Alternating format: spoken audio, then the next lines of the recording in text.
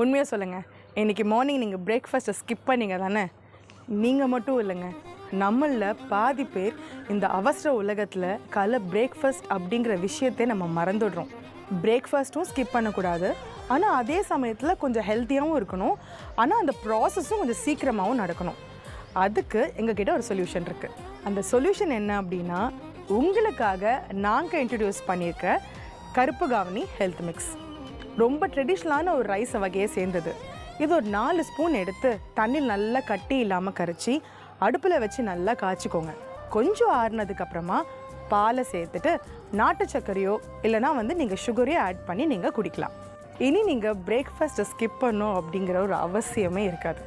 ஏன்னா நம்ம ஸ்ரீவராக ஃபுட்ஸோட கருப்பு காவனி ஹெல்த் மிக்ஸ் இருக்கே, இன்றைக்கே வாங்கி ட்ரை பண்ணி பாருங்கள். நிச்சயம் உங்களுக்கு பிடிக்கும்.